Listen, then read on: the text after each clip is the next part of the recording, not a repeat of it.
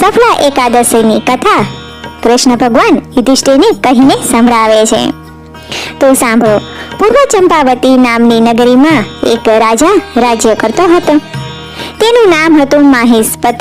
તેને 4 પુત્ર હતા. એમાંથી સૌથી મોટો પુત્ર હતો ને તે દુષ્કર્મી, પરસ્ત્રી ગમન કરવા વાળો, વેશ્યાગામી, ચરિત્રહીન હતો.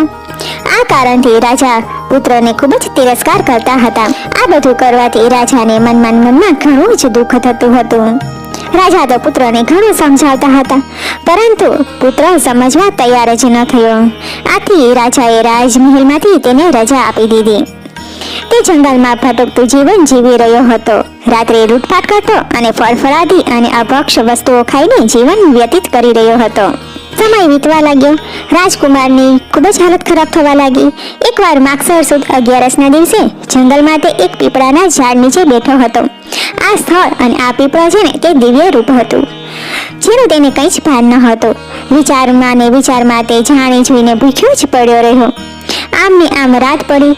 રાત્રે ઉઠીને રાજકુમારે આજુબાજુના જંગલમાં જઈને થોડા ફળ તોડ્યા, પણ ખાધા નહીં અને ફરી પાછી પીપળે આવીને સૂઈ ગયો. સવારે વહેલો જાગી ગયો. સામે જ પવિત્ર પાણીની ધારા વહેતી હતી. તે દિવસે કોણ જાણે કોકના પુણ્ય જન્મના સત્કર્મના હિસાબે તે બેઠો થયો અને તેને સદબુદ્ધિ સૂજી અને તે નદીમાં નાહવા ગયો. નહીં ધોઈને સ્વસ્થ થઈ અને તેને દિવ્ય લાગતો આ પીપળાની પૂજા કરી અને ભગવાન નારાયણને રાત્રે લાવેલા ફળ અર્પણ કર્યા. પરિણામે અજાણતા જ તેને એકાદશીનું વ્રત થઈ ગયું. જગત પિતા પરમાત્માને આની જાણ થઈ. પ્રભુએ આ જીવ ઉપર દયા આવી. તેને રાજકુમારનું એકાદશીનું વ્રત માની લીધું. પરિણામે રાજકુમારને સફલા એકાદશીનું પુણ્ય મળ્યું.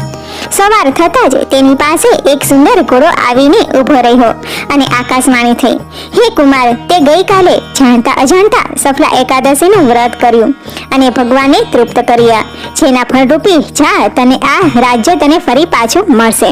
હવે તું આ ઘોડા ઉપર બેસીને તારા પિતાજી પાસે જઈ શકીશ. આ સાંભળતા જ રાજકુમાર વસ્ત્રો, આભૂષણો વગેરે તેની પાસે જે કંઈ હતું ને તે પહેરીને ઘોડા પર બેસીને પોતાના રાજ્યમાં પિતાજી પાસે ગયો અને પિતાજીને જોતા જ તેને નમસ્કાર કર્યા. પુત્રના આવા વિનય સાથે આવવાથી રાજા તો રાજી થઈ ગયા અને રાજકુમારને ફરીથી પાછો મહેલમાં રાખ્યો.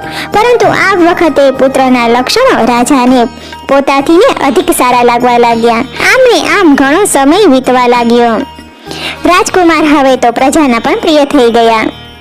રાજા હવે વૃદ્ધ થઈ ગયા, જેથી પુત્રને રાજ્ય અભિષેક કર્યો. ગાદી સોંપીને તે પતિ પત્ની બંને બાકીનો સમય પ્રભુ ભજનમાં વિતાવવાનું